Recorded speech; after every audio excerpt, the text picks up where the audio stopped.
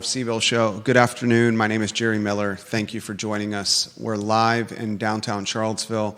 We are 50 yards from the police station and right around the corner from City Hall, where Charlottesville City Council meets, a dais that is currently made up of Juan Diego Wade as mayor, Brian Pinkston vice mayor, Natalie Oshrin, Michael Payne, and Lloyd Snook as councilors.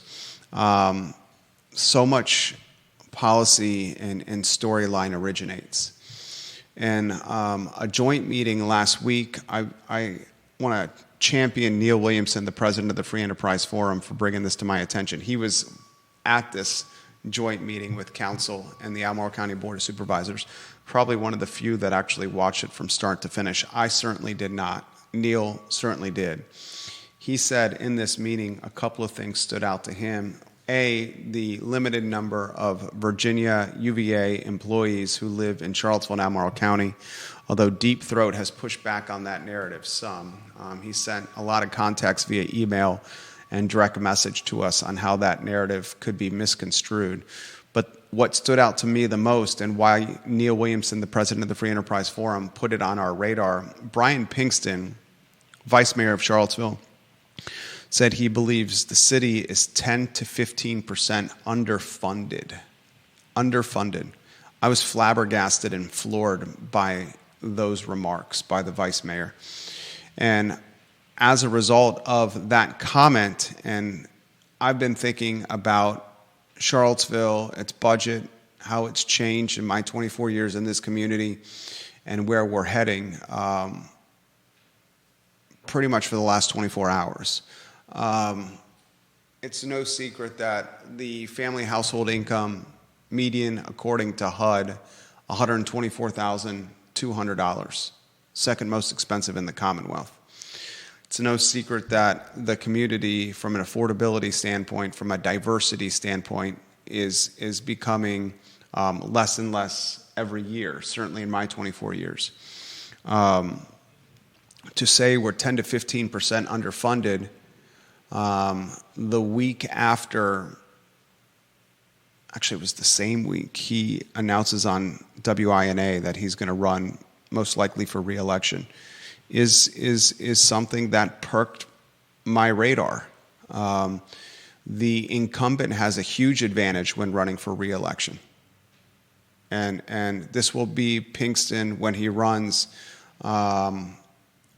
next year, his third try at council. Remember, he ran once and did not win, ran the second time and won, and he's indicated he's going to run a third time. If I was a betting man, and I am a gambling man, I'd say the mayor, Juan Diego Wade, would probably run for re-election. I doubt folks are going to take that bet. Judah, you wouldn't take the bet, would you? Would you say Juan's going to not run next year for re-election for a second term? Not run? Would you say he's going to run for a second term, yes or no? Yes. Yeah, so he wouldn't take that bet. So when a counselor says we're underfunded by 10 to 15%, is that foreshadowing for more tax increases? And what do those tax increases do? I think it further creates unaffordability and further diminishes diversity. So today's program is going to have topic matter and content from that lens. I'm going to utilize a couple of facts from Sean Tubbs' community Substack today. If you look at the screen, you will see 2019 in the city of Charlottesville, there were 15,071 taxable parcels in Charlottesville that generated tax revenue north of $72 million. 5 years later, 15,114 taxable parcels in the city that generated revenue north of $104 million. That's quite a jump in 5 years. Especially with a barely noticeable jump in properties. That's in parcels. It's quite a jump there. It's quite a jump. So I asked the question, if we're 10 to 15% underfunded, and as Deep Throat put it to us in an email, which I'll get to in a matter of moments, where's the money going? How could it better be spent?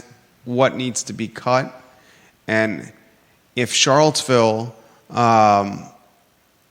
which Deep Throat says has the 11th highest property tax per capita out of 132 jurisdictions in the Commonwealth.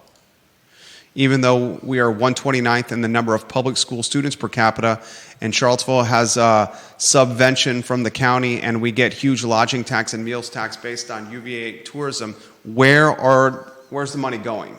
How are locals so massively overtaxed? We'll talk about that today. We'll talk about Barracks Road.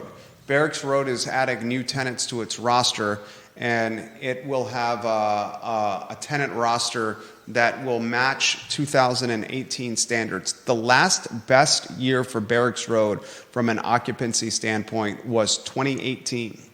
First, I want to unpack the meeting that happened last night with the CVille Neighborhood Association as it applies to 501 Cherry Avenue, a development project that's happening with Woodard Properties, Anthony Woodard leading the charge over there, PHA, Piedmont Housing, and community stakeholders. 501 Cherry Avenue is going to change the landscape of this very important corridor.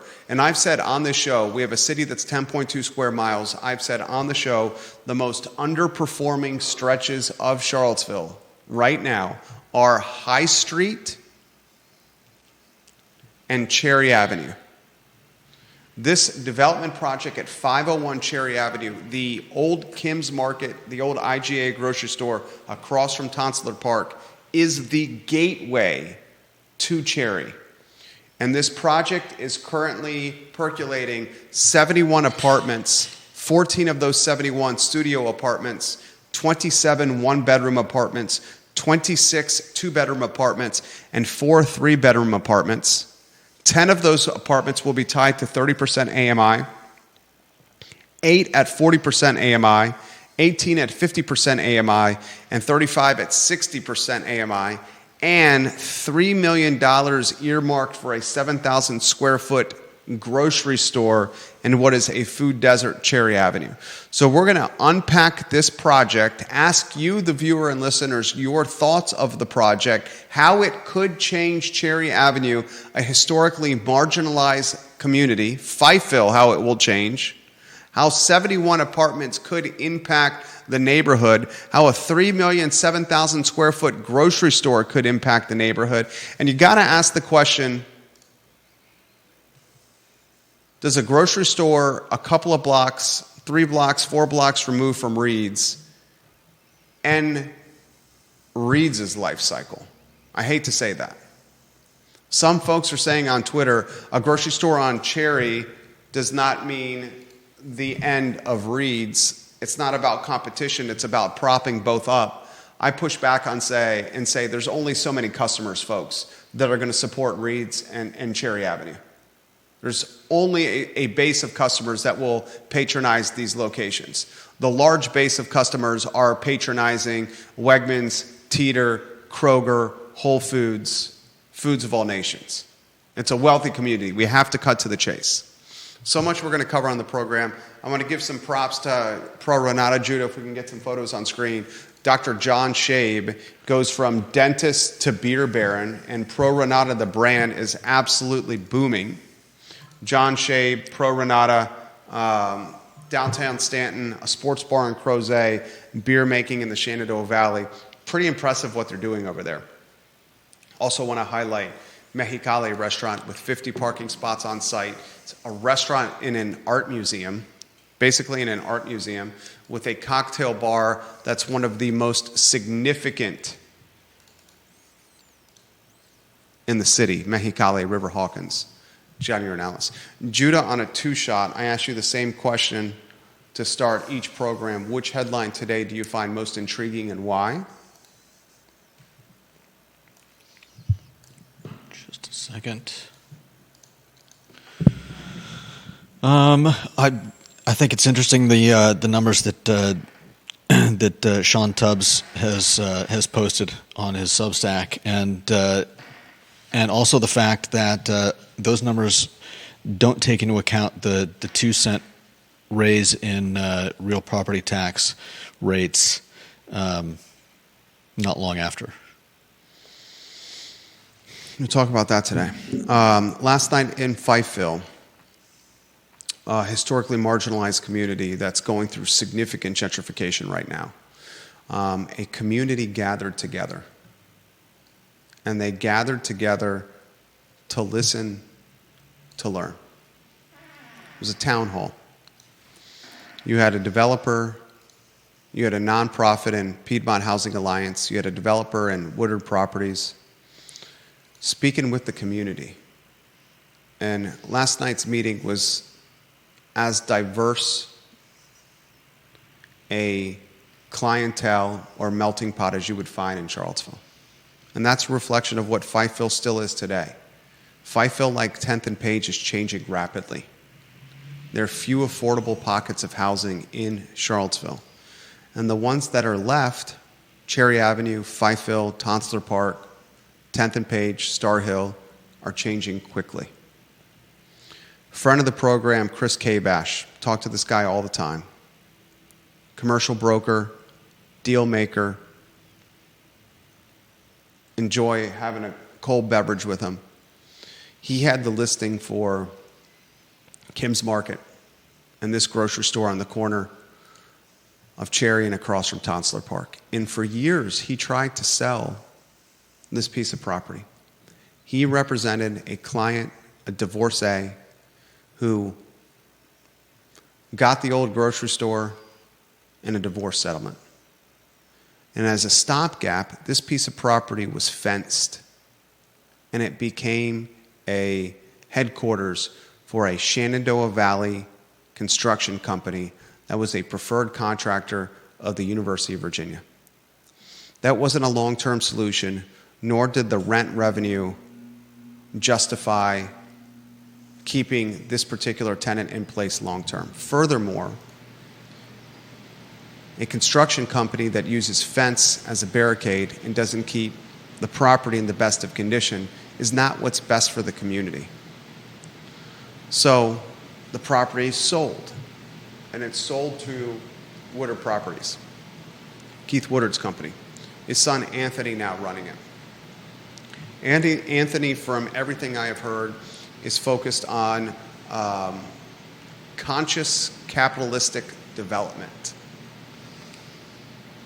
Conscious capitalistic development is a business that runs in the black while also focused on improving the footprint of the community it does business within. Some folks call that social entrepreneurship. And Mr. Anthony Woodard is looking to welcome the Fifeville community into these fireside chats, these forums, where he can explain to them what he's trying to do with his projects before the projects start. And that happened last night. A flyer was given to those in attendance. I have a copy of that flyer, and it clearly outlines the project. 71 apartments, 100% of them, Judah, tied to affordability. 14 studio apartments, 27 one-bedroom apartments, 26 two-bedroom apartments, and 4 three-bedroom apartments. 10 of the apartments at 30% area median income, 8 of the apartments at 40% area median income, 18 apartments at 50% area median income, and 35% at 60% area median income. This is all on the flyer. 78 off-street parking spaces, 14 on-street parking spaces, a grocery store of 7,000 square feet in nature at a $3 million clip to develop, which pencils its way out to $428 a square foot in development cost. This is a serious project here that will change what Cherry looks like. Mm-hmm. I want to ask you, the viewer and listener, what you think the impact of 71 apartments at the corner of Cherry and Ridge are going to do to the Fifeville neighborhood and to Tonsler Park across the street. I want to ask you this question. The project is tied to AMI, But his AMI increase is now 124,200 according to HUD per household, certainly going to be more in 2024. And as council is already giving the indication that the city is underfunded, so we're likely going to raise taxes. We highlight Sean and his Substack, where in 2019 there were 15,071 taxable parcels that brought in $72,657,974 in revenue, taxable revenue. And in 2024, 104,649,940 in taxable revenue on 15,114 parcels. So this is what I want to unpack. How will the project change the neighborhood? What's the project going to do to Reid's market? What's the project going to do to the Market Street market right here next to us, Judah? You think it doesn't have any effect on Market Street market? I'm not sure how much effect it'll have on either of them. I mean, we are talking about places that people are walking to. Do we really think people are walking? I know Cherry to Reid's is not excessively far, but I think it certainly has an impact on Reid's. I think it has much less of an impact on the Market Street market downtown. Yeah, because no doubt. the downtown consumer is not probably going from downtown into Fifeville or onto Preston. No. But I think the 10th and Page and the Star Hill and the Fifeville neighborhoods are the ones patronizing Reid's right now. What do you make of 71 on that corner? Apartments. You mean whether or not it's a good idea? What do you make of 71 on that corner? I think 71 affordable units is great for Charlottesville.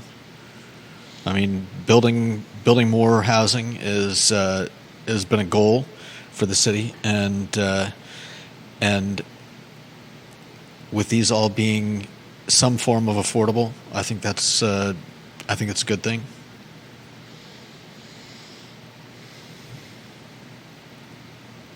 A question that has just been posed on DM is a question I was going to ask you, the viewer and listener.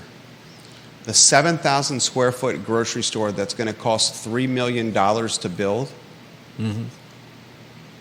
is a structure. Who's going to run the grocery store? Are they and looking what's right that now? grocery store going to look like? Yeah. He's developing the structure for a grocery store. Yeah, it's just a shell, right? It's a shell because the neighborhood says we're in a food desert.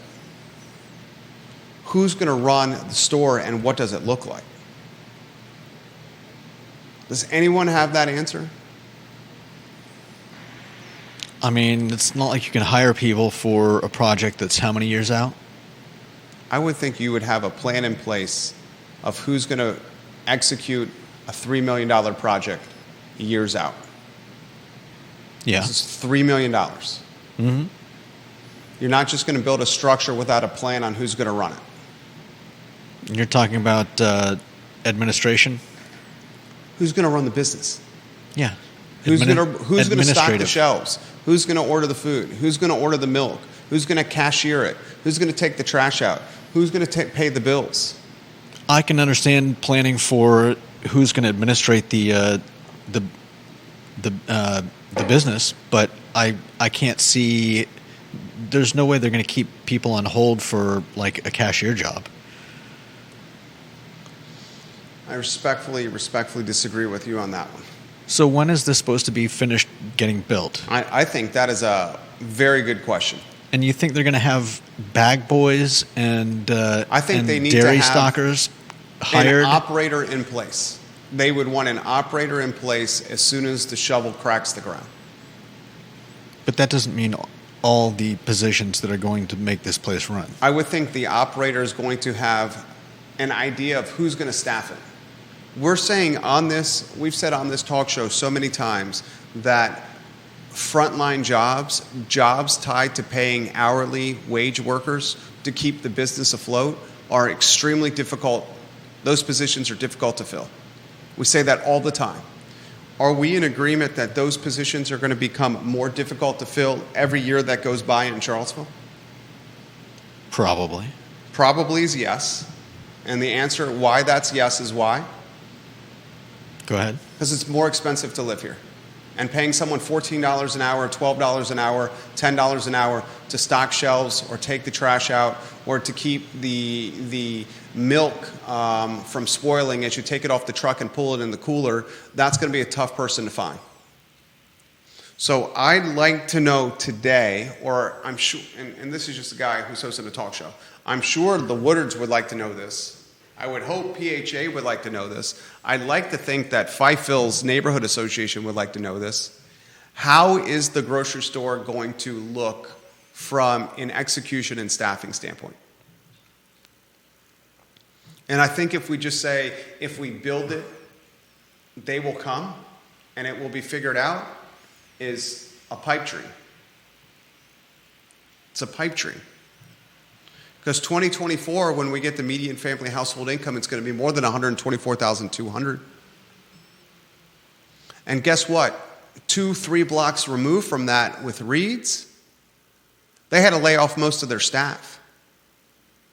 And you know why they had to lay off most of their staff? Not enough money. They couldn't afford to keep them.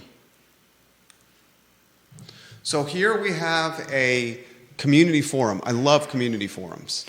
And I love the transparency and communication that Woodard and PHA are trying to provide here. I would hope that UVA would take a lesson from this playbook as it applies to some of the investigation that's coming on with UVA Health. But I'm getting off track. I'm going to stay focused here. And it's not going to happen. You have a meeting with the Neighborhood Association and community leaders where they tell the community we're going to have 71 apartments, all affordable, 14 studios, 27 one-bedrooms, 26 two-bedrooms, 4 three-bedrooms. They're going to be all tied to AMI in some capacity, and we're going to kick $3 million to build a grocery store shell across from Tonsler Park to try to solve the food desert, which was the number one thing we heard from the Neighborhood Association when we decided to purchase 501 Cherry Avenue and bring plans to develop it. We listened to learn. That's what they did. We're giving you marketing collateral at the meeting, outlining a flyer in very clear and succinct fashion what this project is going to be all about. Right?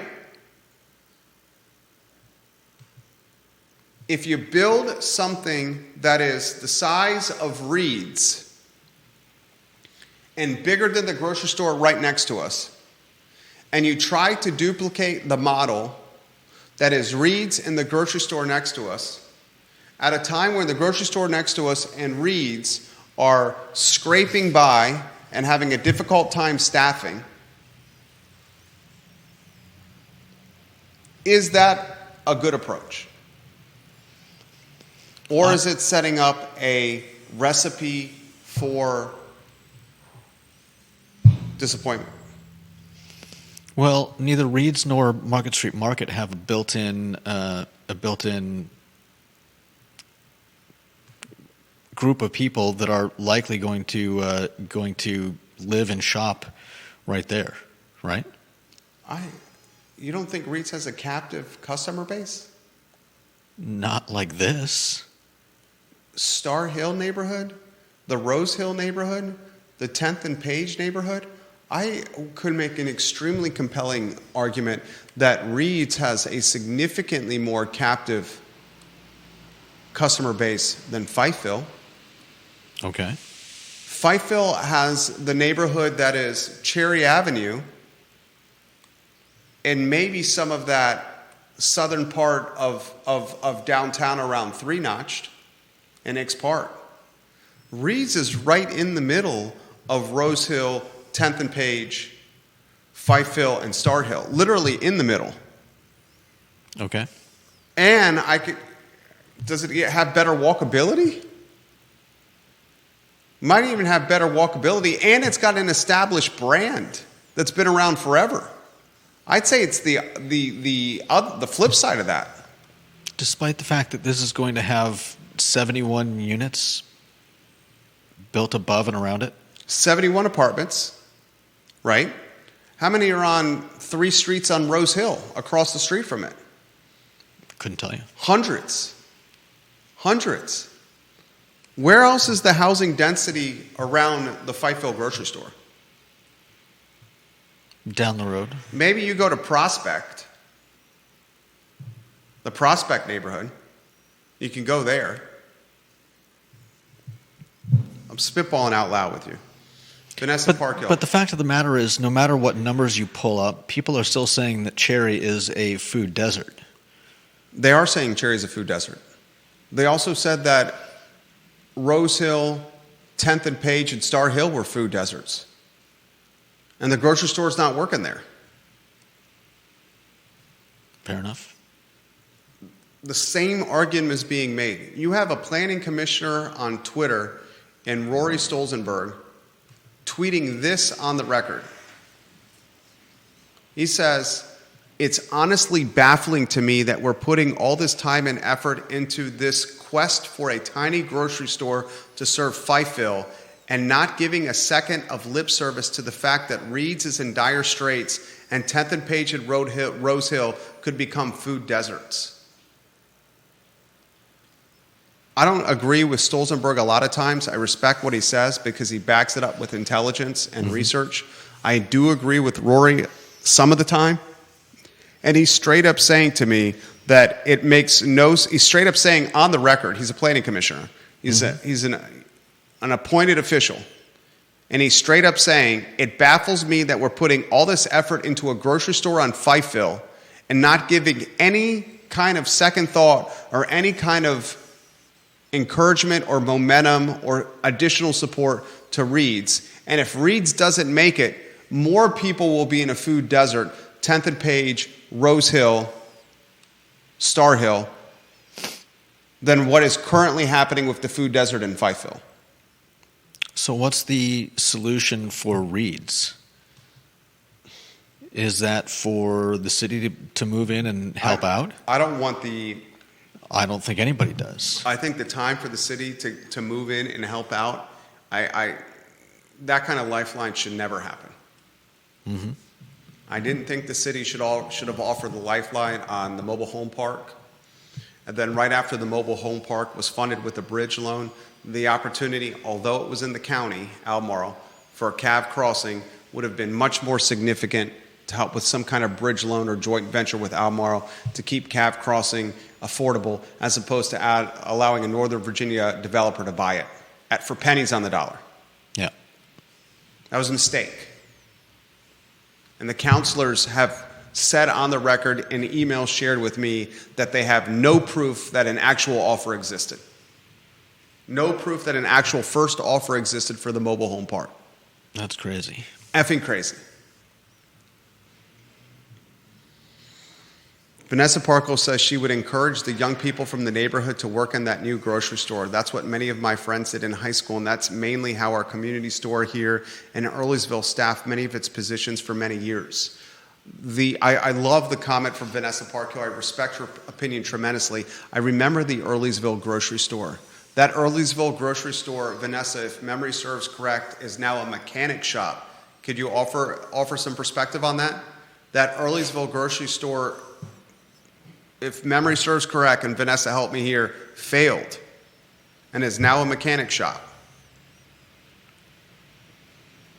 The grocery store that's next to us that we're in there every day, the staff that runs the grocery store is probably what? The same 6 people? Jasmine working the register. They've had some changes over the months. This is the same 6 faces pretty much every day you go in there. A lot of them are. Someone calls in sick, you'll from time to time see the register unattended, and then you will have to go behind the deli counter and find someone to ring you up. Okay. It's happened to me dozens of times. Wow. And we do things by the book, we just wait there. But if you notice in the grocery store next door, they had 2 entrances to get in and out. One of the entrances they had to lock. You know the reason they had to lock that entrance? Tell us. Shoplifting and theft. So now they have only one entrance and exit on the Market Street Market, which is the one next to the grocery store, and not the other one that was more in the corner of the grocery. They said, we could not keep eyes on this door because they didn't have enough staff. Georgia Gilmer says, you're right, Jerry. The Earlysville grocery store is some kind of auto store. I believe it's a mechanic shop. If you're tuning into the program, the gist of today's show was based on knowledge shared to me by the president of the Free Enterprise Forum, Neil Williamson. He was probably the only person in attendance of a joint meeting with Albemarle County Board of Supervisors and Charlottesville City Councilors that happened last week. And one of the items that stood out to Neil, which he shared on the show in a comment, was Brian Pinkston, the vice mayor of Charlottesville, believes we are 10 to 15% underfunded with Charlottesville, with its budget. I've been thinking about that since yesterday when Neil shared that with us. Neil's going to be hosting Real Talk on Friday at 10:15 a.m. So these are great topics we can pontificate about with Neil. After thinking about the fact that the city's been underfunded, according to Brian Pinkston, for 10 to 15%, a vice mayor who said he's going to run for re-election, I would imagine the vice mayor has some kind of hopes of being the mayor. He may not say that on the record, but I would think he has some hopes of being the mayor when he runs for another term. I asked myself, where's this additional 10 to 15% going to come from? And does it just mean more taxes on us, business owners, real estate owners, property owners? And then I read Sean Tubbs' community Substack, and he said today, in 2019, the land book of Charlottesville listed 15,071 taxable properties, and in 2019, those properties generated $72.6 million. And then he highlighted this year, the same land book highlights 15,114 taxable properties and revenue of over $104.6 million. That's a massive jump. Mm-hmm. A massive jump, right? That's a jump of $32 million in 5 years. Without a corresponding jump in parcels. Exactly. Well said. So I asked myself, what's going on? And then after reading that, I then start thinking about the meeting that happened last night with the Fifeville Neighborhood Association, where the property developer is handing out a flyer. And this flyer is basically the back of the napkin playbook of what he's going to do with the project. He says, we're going to have 71 apartments, and these are going to be the breakdown. I love the breakdown of the apartments. I absolutely love how he's doing this. He's got studio apartments. We need more of those in this community, 14 of them. I think one of the biggest mistakes Kathy Galvin made as city councilor during her day was kiboshing Oliver Kutner, friend of the program, recently married Oliver Kutner, micro apartment project off Water Street.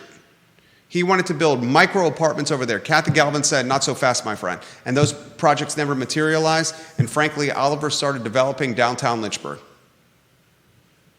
Anthony's going to do 14 studios, 27 one-bedrooms, 26 two-bedrooms, and 4 three-bedrooms at 501 Cherry Avenue, all tied to area median income. On paper, this is genius. He's going to build a $3 million shell for a 7,000 square foot grocery store. We're talking a grocery store the size of basically Reid's across from Tonsler Park. Mm-hmm. And I'm sitting here just asking questions that I think you, the viewers and listener, may want to consider. Who's going to keep this grocery store in operation and staff it? And if a grocery store 3 or 4 blocks down the road, Reid's, that's got history and an institutional brand, can't get customers or staff, how's this one going to be any different? The same one 3 or 4 blocks down the road is having a hard time keeping staff, the one next to us. I wouldn't call it the same one. A similar model. How do you know the model's going to be similar? It's a grocery store. You do the same things. Okay. You sell the same stuff. They're not going to do what Wegmans is doing or Foods of All Nations are doing. Okay. They sell, they do the same things. They're not doing podcasting. They're selling food. I highlighted a few weeks ago that the model should be completely different, and the model should be a drop. It should be a pickup spot with stuff ordering done on a phone. Mm-hmm. But that's not what's happening. Comments are coming in quickly. She said, yes, Jerry, that grocery store in Earlysville struggled after Harris Teeter opened years ago. It changed hands twice, the Earlysville one, after the original owner sold it. Sadly, it eventually closed. Yes, it's now an auto repair shop. They're a good community business as well. They seized the opportunity to move into the old Whiff's supermarket location, which was across the road from their original space because their auto shop was busting at the seams. White, is that what it is, Vanessa? I think the future of Reid's, whether we want to admit this or not, is the fact that they own that land. They own the land. And the exit is the sale of the property. That's the future. Spencer Pushard,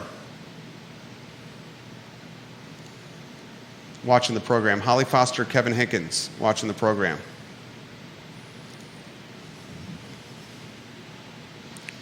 I'll go to LinkedIn. John Blair, there's one of the gentlemen that staffed the grocery store right there. John Blair says, I will only say this, Reid's and its inventory struggles of late are known. In Roanoke, there was a small discount grocery chain called Mick or Mac. The last one closed in 2019. In Danville, Old Dutch, another discount grocery chain, is down to 2 locations. They had 4 locations just a few years ago. Super Dollar Discount Grocery closed in Lynchburg years ago. Grocery stores are about scale in 2024, and one thing that hasn't been mentioned on your show is that Aldi's has effectively bought the effects of scale to discount groceries in America. That just makes it that much harder for an independent grocery store in 2024. It's a good comment from Mr. Blair. This is from Deep Throat. Rule of thumb for rural grocery stores, which I know from Montana, is that you need 2,500 to 3,500 customers to support a grocery. And that's for a situation where there isn't much nearby competition, so assumes that these people will do almost all of their shopping there. That is not the case here. You need to look at the number of households in close proximity to Cherry. Maybe you get some customers from UVA Health shopping on their way to and from work. And he also says the total tax take for all sources in Charlottesville per capita is 16% above average of Virginia independent cities and 9% above the average of Virginia counties. Oof. He's already saying we're taxing folks enough, is what he's saying. Do you think there are 2,500 to 3,500 customers that will keep this Cherry Avenue grocery store that's $3 million to build a shell alive? And I've said it, Judah, what's the population of Charlottesville again? The population of Charlottesville is less than 50,000. Yeah. I've said this once, and I'll say it again. And I'm saying it with the same conviction that I said with the new zoning ordinance was going to create unaffordability as opposed to affordability. Mm-hmm. What does that have to do with the grocery store? I'm speaking with the same conviction I did years ago with the new zoning ordinance. Same confidence and conviction. Mm-hmm. If the path of building a 7,000 square foot grocery shell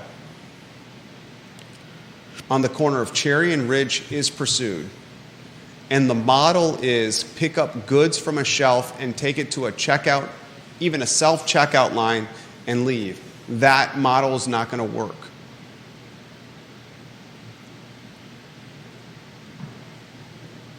Olivia made the point to me, and she's watching today, and I respect her tremendously. This is what the community wants. This is what the community wants. And her point is a great one. We have to listen to community members. And that's what Anthony and Woodard and PHA did last night. And they even gave them a one-sheeter that we have that's the playbook of what they're going to do. Yeah. If I go into my doctor for my routine checkup, and he says to me, Jerry, do you drink, smoke, do you eat unhealthy foods, what's your sugar intake, what's your red meat intake, what's your cholesterol intake. And I say to him, Doc, I want to have 3 to 4 IPAs a night, and I want to eat red meat and a loaded baked potato, and I want to follow it up with an ice cream sandwich and eat a bagel with cream cheese for breakfast and have a slice of pizza for lunch. That's what I want to do. What will the doc say to me? He's going to say, it's going to kill you if you keep that diet up. It's going to kill you. Anthony Woodard has a neighborhood that says, I want a grocery store where I can buy my milk and my sandwiches and my bread and my breakfast, lunch, and dinner and walk to my house. Mr. Woodard has got to say, I hear what you want, but this is what the reality is.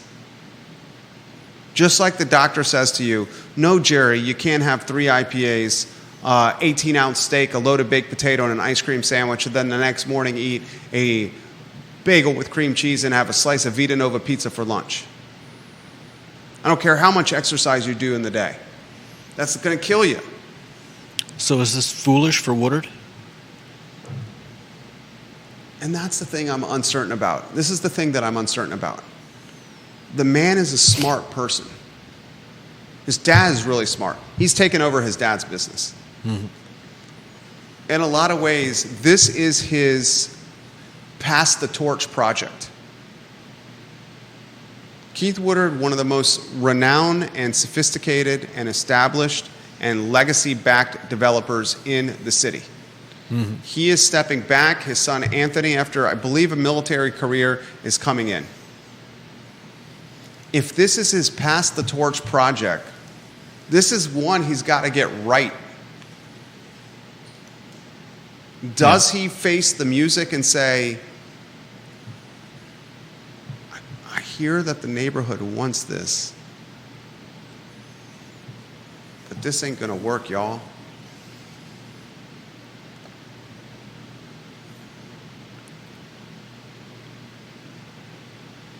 And then the next question is, if he says, I hear this is what the neighborhood wants, but this ain't going to work, y'all? Does he face the music and not do the project? Or does he do what we saw with Chris did, Henry, with Stony Point, where he wanted to do phase 3? Mm-hmm. And his mind was changed because of political pressure and community outcry.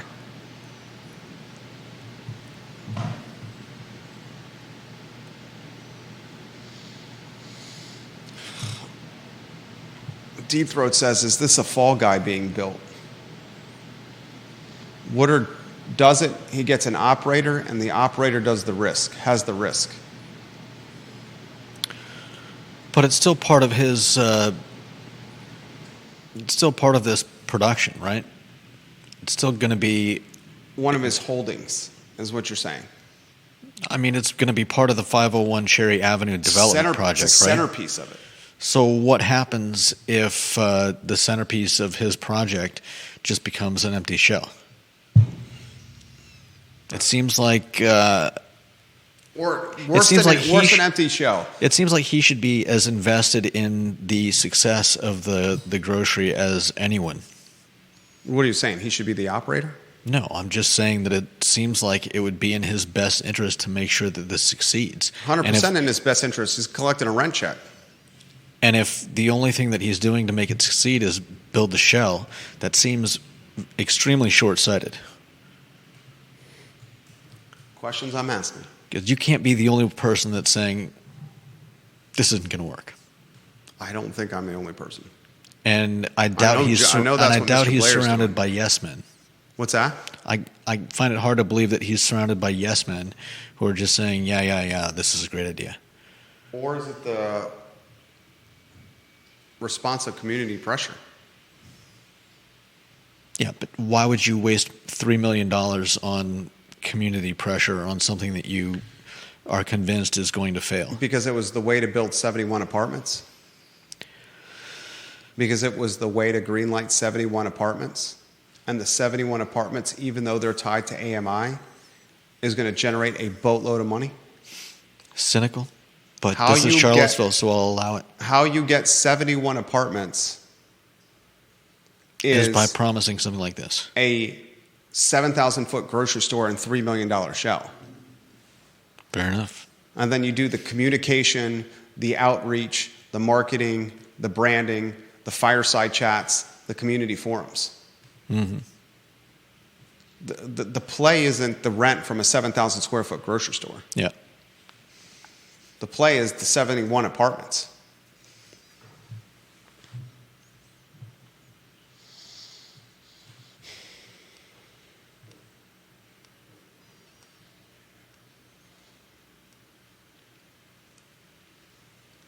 Or is it what he just said? Is it what he just said? A, we tried to find an operator. We couldn't find the operator, but we tried. We're going to have to turn it into something else. We tried. We did it. We gave you the plans. And that's why he's just building the shell, because that way he can change it to anything else that he wants. Could be. Sorry, it's not going to work. I mean, who? Plan B, which was actually Plan A, is now in effect.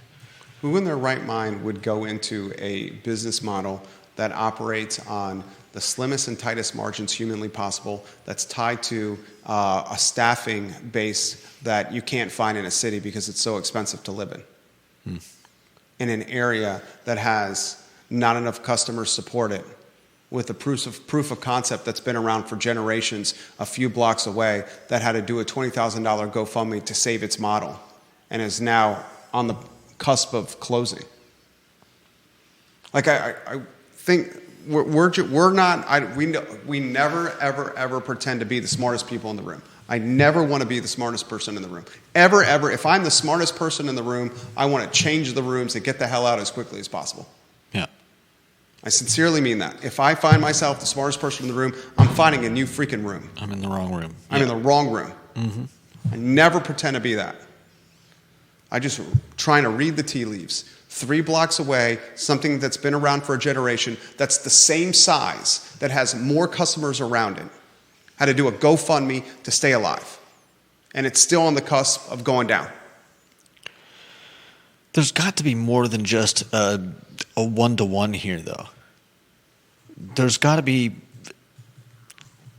What are we missing about Reid's? I don't think that it was just that. I mean, there's got to be more, right? If Reid's has been chugging along, for decades, I get that a lot has changed since the pandemic. But is there more to what's going on at Reid's that could be applied to create a more successful model that works at Cherry? I'm just throwing things out here because I appreciate that. I don't think it's just a matter of not having enough customers. The successful model in 2024 is a pickup point. Food ordered, groceries ordered on the phone, where you can click a button like my wife does, reorder the groceries. All the stuff is archived on the phone. You just click a reorder button and you pick it up there. You can still do the grocery model to solve the food desert, but it doesn't need the level of staffing. It can be more, it could be, I highlighted this a couple of weeks ago. In Richmond, Virginia, and in the Henrico area of Richmond, there's real estate development entrepreneurs that are pursuing cooler warehouses. They're refrigerating warehouses that are just lined with refrigerators and freezers. Mm-hmm. They're building warehouse space, or they're redeveloping warehouse space, converting it from what we know as warehouse space to warehouse space that is freezers and refrigerators. That is what I think that location should be. And you don't need 7,000 square feet for refrigerators and freezers. And you say on Mondays, these people pick up their groceries, and it's done by your phone in an app. On Tuesdays, these people pick up their groceries. Wednesdays, these people pick up your groceries. You pay for them through your phone. What if you miss your day? You don't miss your day because it's your food. What if you can't make your day? Then you can you're thinking of reasons why things can't work. And I'm thinking of reasons why things can work. It's a difference in mindset here. If you can't make it on Monday, you click the drop-down calendar on the app and you change it to Thursday. And maybe you incur a small fee for changing your date. This is not we're not making up a brand new concept here. Okay. Grocery pickup has worked in the past. When it was well managed. We saw it right here in Charlottesville with Relay, until it was taken over and mismanaged. Relay exited and got a nice chunk of change. I believe he got, well, I don't know the details, but it was a shame what happened to Relay ultimately. Well, because the buyers ran it into the ground. The new buyers. Yeah, that's what I was saying. Yeah. I believe it was a Colorado company that purchased Relay Foods. I don't know anything about the company, but the CEO of Relay tried to rent here for me in the Macklin building. He's a great guy. You know him? Yeah, Zach Buckner? From church? Yeah. Yeah. He made some coin, and then the new buyer tanked it. Yeah. Because they try to scale too quickly. Yeah, it's a shame.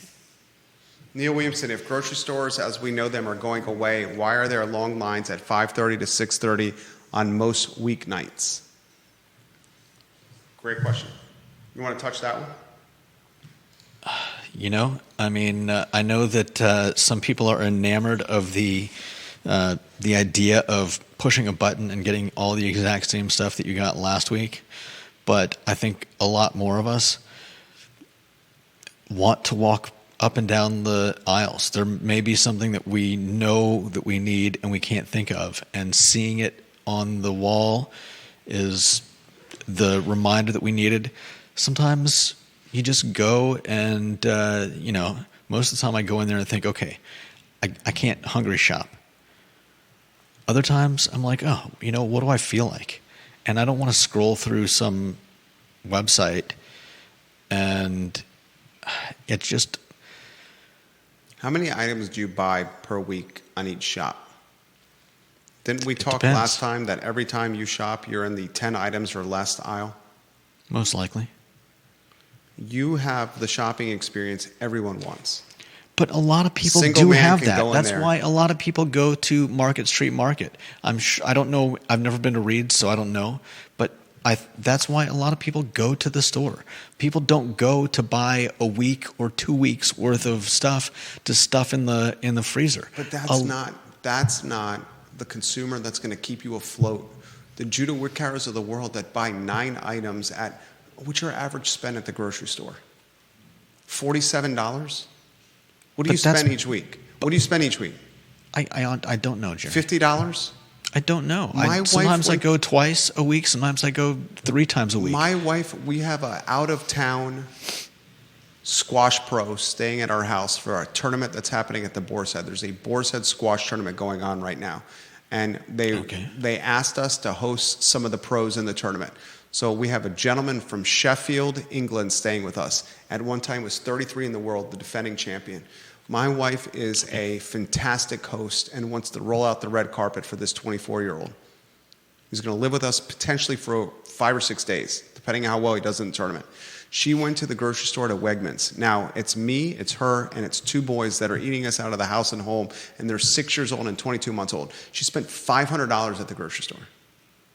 Okay. $500 at the grocery store. A grocery store is kept alive not by single people spending $47 at the checkout line, 10 items or less. It's kept alive by families. And you can't walk to a neighborhood grocery store walk to and from a neighborhood grocery store with $500 of groceries. You cannot do it. Yeah. She doesn't have enough arms to carry the bags. Right.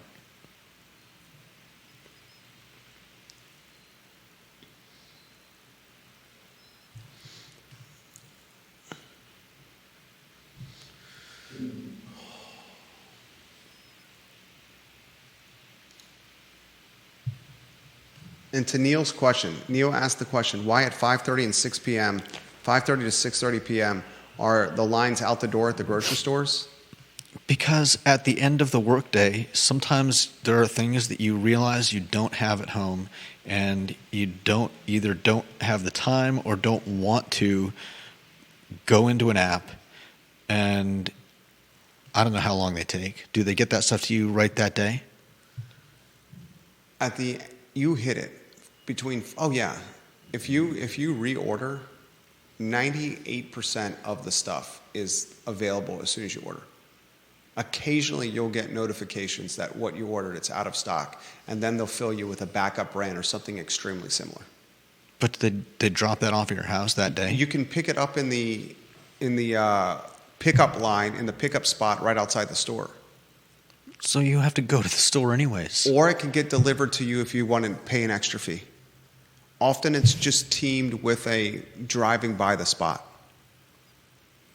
And it's to save the headache and heartache of a 6-year-old and a 22-month-old being in there with you for an hour. That's fair, but that's not everybody's experience. Can you put the graph that Deep Throat just shared via DM on screen of the supermarkets and other grocery stores from 2017 to 2021? Look at this graph. I really appreciate him. I sincerely mean that, dude. You make the show better. So do you, John. So do you, Neil. So do you, viewers and listeners. I love just the crowdsource situation. And to answer Neil's question, 5:30 to 6:30 p.m., it's because people are teaming grocery shopping with getting off of work. So it's creating a log jam of customer between 5:30 and 6 p.m. That's when you don't want to go 5:30 to 6 p.m. because everyone's trying to do it then because they're doing it after work.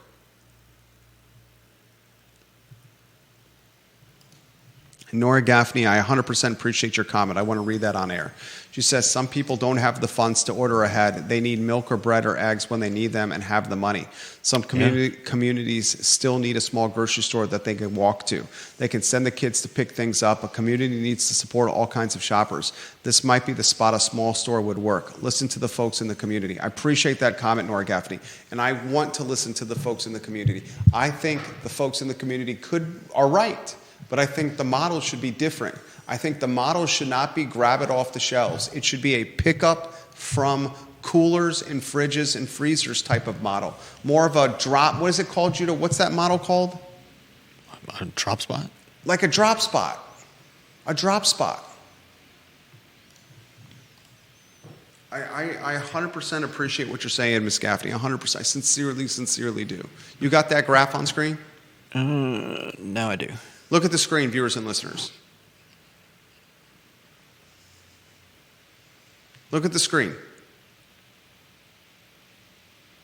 Tell me what you're seeing, Judah. Look from 2017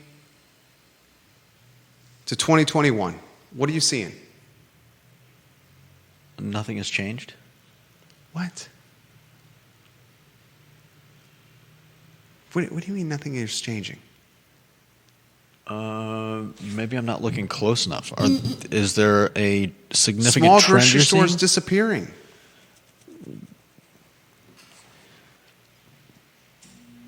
A little bit? Okay, all right. How about we try this approach? Just think about it from Charlottesville's standpoint. Belmont Market, the grocery store in Earlysville. There's 2, right? Sure. What's going on with Reid's? There's 3 off the top of my head. Viewers and listeners, give us some others.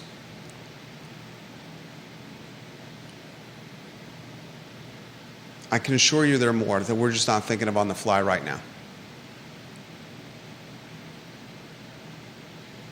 He says 10% drop in 5 years of the number of grocery stores with 5 employees or less, J-Dubs. Okay. That's fair. And he says it's not your fault because the scale is off on the graph.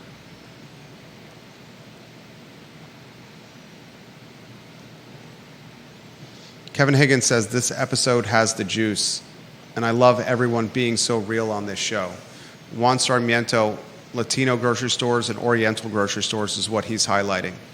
And I appreciate Juan Sarmiento's commentary, but the Latino grocery store and the Oriental grocery store is serving more of a niche than the traditional discount grocery.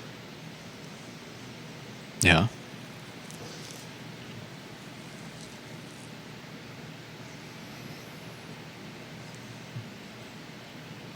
And Vanessa, I would argue that you can get the groceries faster in an online ordering environment than you can in an in-person purchasing environment. Really? Yeah. How? You should try Instacart. I've seen the nightmare Try Instacart. stories about it. Just try it once. Or do this, and I'll do this. If you do order to your house, the groceries, you get them ordered to your house. There's going to be a fee for that. I'll pay that fee, that delivery fee. You give me the receipt, the extra charge that you had to have the groceries delivered to your house. I will cover the delivery fee. We'll call it a work expense research. Call it research. Instacart? Go to Whole Foods. Do it through Whole Foods. Or do it through one of the any of the ones. There's so many of them that do this. Amazon. Amazon owns Whole Foods. Have the groceries delivered to you. I will pay the delivery fee to have them there. I really don't want to support Amazon. I will pay the delivery fee. And I will bet you after you do this, you don't do the in-person experience again. Because I will bet you this. The time that you spend in your car, driving to and from the grocery store, walking in and out of the grocery store, and the gasoline you spend going to and from the grocery store, all this stuff, you will weigh that opportunity cost, walking through the grocery store, driving to the grocery store, gas to and from the grocery store, versus the fee to have them delivered to you, and you're going to be like, good Lord, this fee is way better path than all that stuff that I'm doing. No, I don't know how that's even possible, considering the fact that I usually stop on the way to Juan somewhere. Sarmiento says DoorDash delivers groceries. You could try that, Judah. Whole Foods through Amazon, Judah. DoorDash, isn't that like $8 a delivery? $8? $8. Oh my yes. God, it's $8. It's going to cost you a gallon of gas to and from the grocery store. That's going to cost $3.50. It's going to take you 12 minutes to drive there, 30 minutes to walk through it, and 12 minutes to drive back. You're going to spend an hour of your time and $3.50 of gas versus $8 and have them delivered on your doorstep. Or you can just sit on your couch and watch what are you Netflixing right now? A, some of us have to worry about how much money we spend. B, I don't usually. See the point I'm making? We'll be spending less. No, I usually stop there when I'm already going to the gas station, which is past there, and half the time I go there, I'm not just getting the exact same thing every time, and I'm looking around for stuff that's on sale, which I won't get. Not to mention the fact that if somebody grabs me an avocado or an apple, or like, do I want the one that they chose, or do I want the one that I picked that's ripe or isn't like covered in bruises? I'm not saying that that everything is horrible with these apps. You have a luxury that I'll be very authentic. You have a luxury that I envy. And that luxury, I've sincerely mean this, that I envy, is that you have the luxury of independence and freedom and time and not really. Well, yeah, in some ways. In other ways, no. But dude, and now I also got to caveat this. It's my wife that is keeping the household alive. Yeah, it's not like you ever stopped at the grocery store on your way home. That's not true. I've stopped at plenty of grocery stores on the way home. For skim milk. If she goes in and out, hey, I love the Keswick from Bel Air. That sandwich is so good. Tiger Fuel, wow. if she has to go in and out of the grocery store with a 22-month-old and a 6-year-old, getting them in the car seat, getting them dressed, getting them in clothes, getting them out of the car, you're talking like a 2.5 to 3 hour outing. Sometimes I think your experience is as unique as mine, Jerry. Because not everybody is dealing with... My experience is the norm for families. Ask parents with young children what it's like to go shopping. Ask parents with teenagers what it's like to go shopping. And ask people that aren't married what it's like to go shopping. And that's the element I envy. The easiest thing. I know, but I'm saying I'm not unique. And there are plenty of people, like Neil Williamson points out, who are stopping at the grocery store. And sure, maybe it's not ideal to go there on the way home from work when it's busier than most other times. But that doesn't necessarily make it... sometimes that's just part of your daily routine. Charlottesville, Neil Williamson giving you some props right now. The Charlottesville Fire Department evidently loves the show we're doing right now. They're giving us some props as they drive by our studio.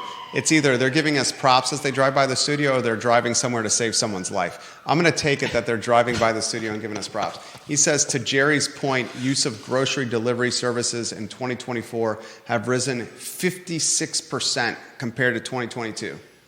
And he says, to support Judah's point, 74% of grocery shoppers shop in person. Can I ask you this question? 74% of grocery shoppers shop in person. Do you think that number is going to go up or go down? No, because people ordering from shopping apps are murdering grocery stores. Do you think it's going to go up or go down? Of course it's going to go down. Okay, so why would we Because there are going to be less grocery stores because... Why would we build a grocery store if we know that number is going to go down for in-person shoppers? I mean, is there something that Jerry can invest in that is betting on the death of the American grocery store? Is there some kind of index? Yeah, I mean, you're clearly Should I invested in the idea of it. Can I invest in shorting the discount grocery store? Is there some kind of fund that I can invest in that shorts discount groceries? I guess it would just be an index fund of things like DoorDash and Instacart. Yeah. It would be me basically investing in some kind of fund that's offering delivery services. Yeah. Being bullish on that. People giving props on the show. I mean, frankly, I think it's a shame. I mean, sadly... It's a shame. You know what? Yes. Okay, it is a shame. You're talking about the death of... It's 100% the shame. The death of community. The death of seeing your neighbor outside of, like, looking over the fence and saying, hey, Wilson. The death of just, like, being around people. Wilson, is that a Home Improvement reference? Tim the Toolman Taylor? Yeah. That's a great reference. That was a great reference. It hurts my heart to think that this is the direction we're going, and most of the response is just, deal with it. Life is changing, and Judah, we're talking about businesses. We're talking about this isn't just Reid's.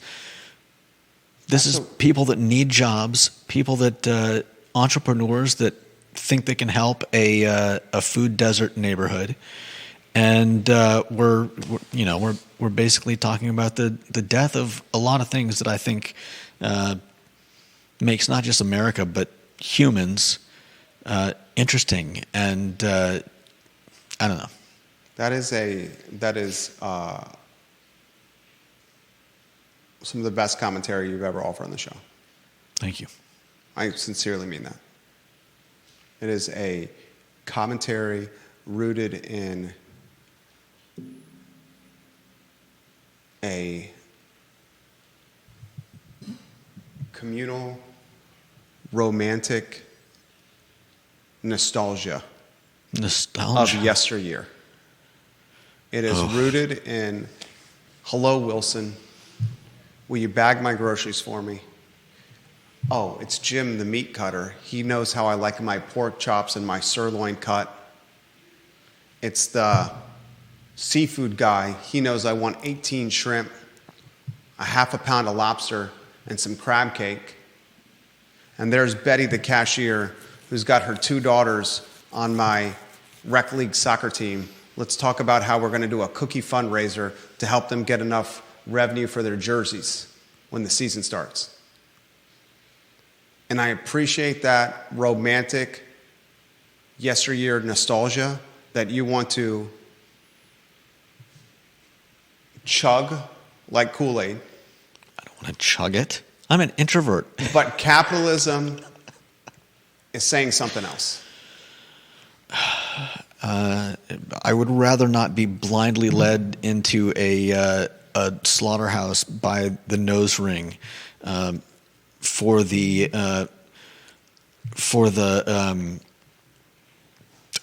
almighty capitalist ideal. Do we just let this die?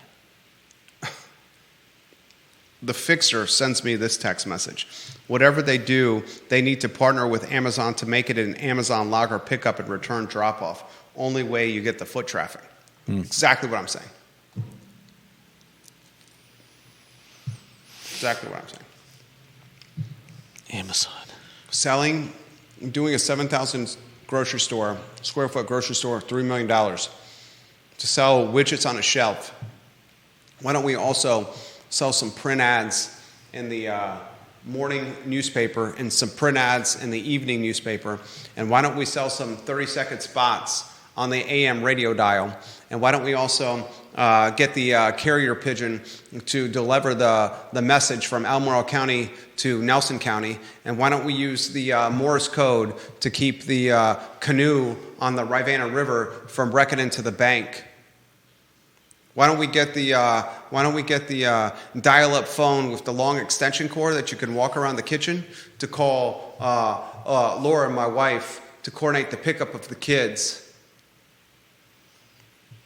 Sarcasm noted.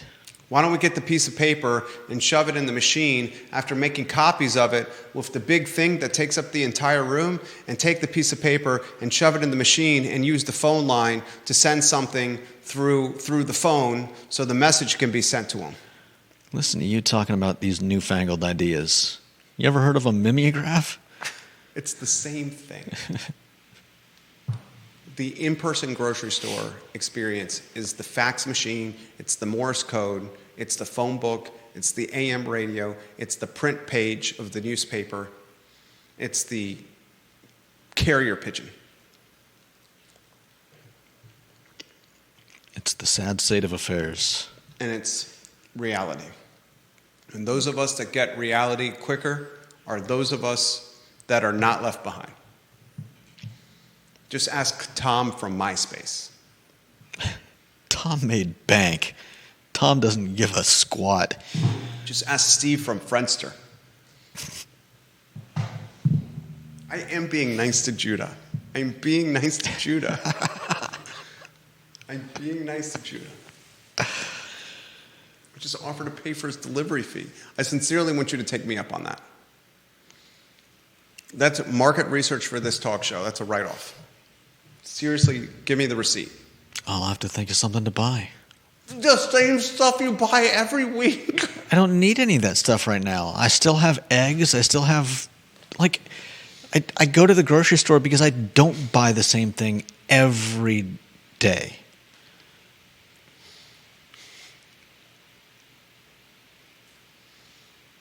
It's interesting. What is the common denominator of the people that are on the text chain, on the show stream? This is just on an eye test. The common denominator of the folks that are championing the in-person grocery experience. What do you think it is? Who are we talking about? The folks that are championing the in-person experience. There's currently 50 plus comments on my Facebook page alone. I can't count how many comments have come in on this. We'll close on this. What do you think the common denominator of those championing the in-person grocery experience? I mean, all I can think is maybe they're single. I don't know. No, 55 plus. 55 plus? Mm-hmm.